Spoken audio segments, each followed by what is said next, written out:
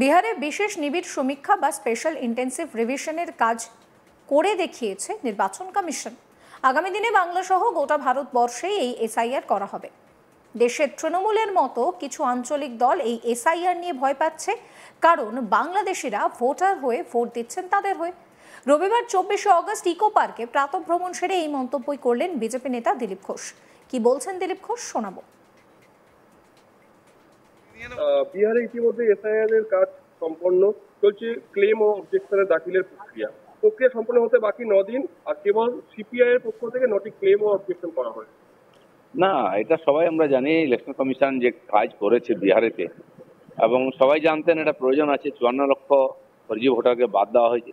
সব পার্টি সহযোগিতা করেছে, তারাও বিএলও পাঠিয়ে সহযোগিতা করেছে। খুব ভালোভাবে হয়েছে, সবাই স্বীকার করেছেন, এবং তার রেজাল্ট হয়েছে 54 লক্ষ জালি ভোটার বাদ গেছে। আর সেটা পশ্চিমবাংলার লোক আশা করছে এখানেই হবে। এখানে কোনো কমপ্লেন করার জায়গা নেই। খালি নাটক করছেন কিছু এই ধরনের আঞ্চলিক দল, যারা বাংলাদেশি ভোটারদেরকে ভোটার বানিয়ে ভোট জিতছেন, বিশেষ করে মমতা ব্যানার্জির মতন নেতারা, তাদেরই সমস্যা হচ্ছে। আমার মনে হয় যে বিহার যে উদাহরণ দেখিয়েছে না ইলেকশন কমিশন, সেটা সারা দেশে লাগু। তৃণমূলের ছাত্র সংগঠন টিএমসিপির প্রতিষ্ঠা দিবস বলে বিশ্ববিদ্যালয় পরীক্ষার তারিখ বদল। এই প্রসঙ্গে দিলীপ ঘোষ বলছেন যে সরকার আলাদা চলা উচিত, দল আলাদা চলা উচিত। কলকাতা বিশ্ববিদ্যালয়ের ভিসি দেখিয়েছিলেন তিনি তার পরীক্ষা সূচি ঠিকমতো রাখতে পারেন। দিলীপের প্রশ্ন, তাহলে বাকিরা কেন করতে পারছে না? এটা আসলে দিক নির্দেশ করে যে পতন, সেই পতনের দিকে ইঙ্গিত দিচ্ছে। কি বলছেন দিলীপ ঘোষ, শুনুন। কারণে পরীক্ষা স্থগিত। 28 আগস্ট টিএমসিপি প্রতিষ্ঠা দিবস, তাই বিশ্ববাংলা বিশ্ববিদ্যালয়ের পরীক্ষার তারিখ পরিবর্তন করা হয়। দেখুন, একটা সংগঠনের জন্য পরীক্ষা বদল করা, আমি জানি না, এটা সরকার আলাদা চলা উচিত, দলের রাজনীতি আলাদা চলা উচিত। কলকাতা ইউনিভার্সিটির ভিসি দেখিয়েছিলেন যে তিনি তার শিডিউল ঠিক মতো রাখতে পারেন, তো বাকিরা কেন করতে পারছেন না? এইভাবে শিক্ষাকে জলাঞ্জলি দিয়ে ছাত্র সংগঠন চালানো কি মানায়? কার স্বার্থে চলছে? তো আমার মনে হয় এই যে পতন শুরু হয়ে গেছে, এগুলো তার একটা নিদর্শন। অন্যদিকে কাটোয়ার মন্তেশ্বরের ঘটনা পড়ুয়াদের নিয়ে করানো হচ্ছে মিড ডে মিলের বাজার, অভিযোগ প্রধান শিক্ষকের বিরুদ্ধে। এই নিয়ে দিলীপ ঘোষ বলছেন যে স্কুলে কোনো শিক্ষার পরিবেশ নেই, কোনো কর্মী নেই, তাই পড়ুয়াদের দিয়ে বাজার করানো হচ্ছে। পড়ুয়ারা কি বাজার করতে স্কুলে যায় নাকি পড়াশোনা করতে স্কুলে যায়? ওই স্কুল কি পিকনিক স্পটে পরিণত হয়েছে? এগুলো দেখার দরকার রয়েছে। রাজ্যের শিক্ষার পরিবেশই নেই। কি বলছেন দিলীপ ঘোষ, শুনুন। পড়ুয়াদের দিয়ে করানো হচ্ছে মিড ডে মিলের বাজার, অভিযোগ প্রধান শিক্ষকের বিরুদ্ধে। কাটোয়ার মন্তেশ্বরের ঘটনা। স্কুলে লোক নাই, টিচার নাই, তো কি করবে? তোমরা বাজার করো, তোমরা রান্না করো, তোমরাই খাও। বাচ্চারা কি পড়াশোনা করতে যায় নাকি বাজার করতে, রান্না করতে যায়? ওটা কি পিকনিক করার জায়গা হয়েছে স্কুলটা নাকি? এগুলো দেখার দরকার আছে। পড়াশোনা অন্যদিকে জাতি শংসাপত্র পেতে রীতিমতন কালঘাম ছুটছে। 2021 সালে আবেদন করেও মেলেনি সুরাহা। এই অভিযোগ শিলিগুড়ি ফাঁসি দেওয়া ব্লকের জয়ন্তিকা চা বাগানের শ্রমিকদের। এ বিষয়ে দিলীপ ঘোষ বলছেন যে এর আগে তৃণমূলের বিধায়করা বারবার বিধানসভায় অভিযোগ করেছেন যে এখানে নাকি জাতিগত শংসাপত্র পাওয়া যায় না। এই নিয়ে বিভিন্ন আইনি জটিলতা তৈরি হচ্ছে, যেমন মেডিকেল কলেজে ছাত্রদের অ্যাডমিশন হচ্ছিল না সেই ওবিসি জটে। রাজনীতির স্বার্থে রীতিমতন ছেলেমেয়েদের ভবিষ্যৎ নষ্ট করা হচ্ছে। কি বলছেন দিলীপ ঘোষ, শুনুন। জাতি শংসাপত্র পেতে ছুটছে কালঘাম। 2021 সাল থেকে বারবার আবেদনের পরেও মেলেনি সুরা, এমনই অভিযোগ শিলিগুড়ির ফাঁসি দেওয়া ব্লকের জয়ন্তিকা চা বাগানের শ্রমিকদের। এর আগে টিএমসির এমএলএরাই বারবার বিধানসভায় কমপ্লেন করেছেন যে এখানে কাস্ট সার্টিফিকেট পাওয়া যায় না। আমি জানি না কেন পাওয়া যায় না, পয়সা দিতে হবে নাকি সরকার চায় না। আর তারপর বিভিন্ন রকম লিটিগেশন, আইনি জটিলতা তৈরি হচ্ছে।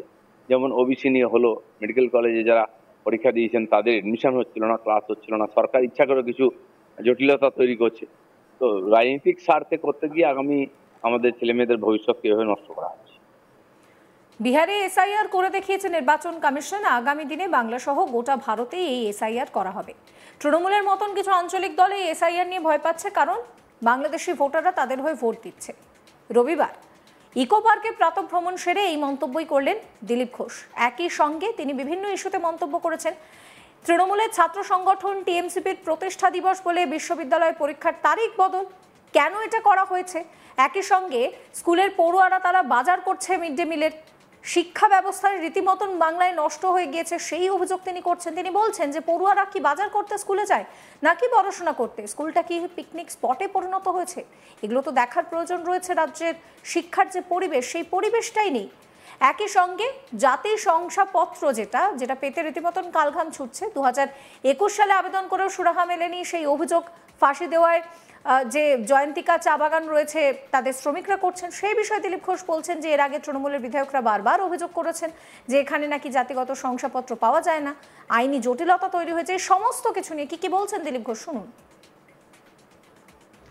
বিহারে ইতিমধ্যে এসআইআর এর কাজ সম্পন্ন চলছে, ক্লেম ও অবজেকশনের দাখিলের প্রক্রিয়া সম্পন্ন হতে বাকি 9 দিন, আর কেবল সিপিআই এর পক্ষ থেকে 9টি ক্লেম ও অবজেকশন করা হয়েছে। না, এটা সবাই আমরা জানি। ইলেকশন কমিশন যে কাজ করেছে বিহারেতে, এবং সবাই জানতেন এটা প্রয়োজন আছে। 54 লক্ষ ফর্জি ভোটারকে বাদ দেওয়া হয়েছে। সব পার্টি সহযোগিতা করেছে, তারাও বিএলও পাঠিয়ে সহযোগিতা করেছে। খুব ভালোভাবে হয়েছে, সবাই স্বীকার করেছেন। এবং তার রেজাল্ট হয়েছে 54 লক্ষ জালি ভোটার বাদ গেছে। আর সেটা পশ্চিমবাংলার লোক আশা করছে এখানেই হবে।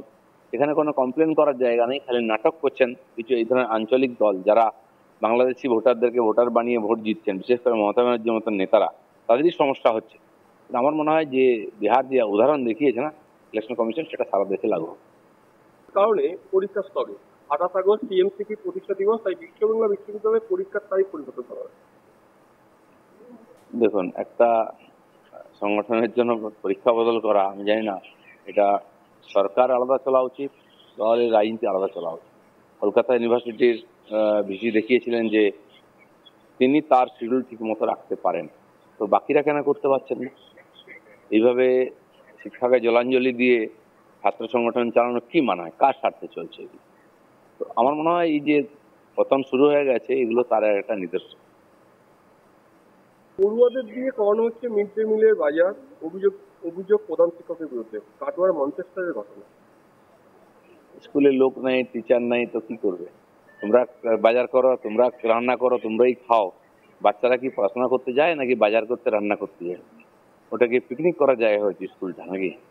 এগুলো দেখার দরকার আছে। পড়াশোনার কোনো পরিবেশই নেই স্কুলে। জাতীয় শংসাপত্র পেতে ছুটছে কালঘাম। 2021 সাল থেকে বারবার আবেদনের পরেও মেলেনি সুরা। এমনই অভিযোগ শিলিগুড়ির ফাঁসিদেওয়া ব্লকের জয়ন্তিকা চা বাগানের শ্রমিকদের।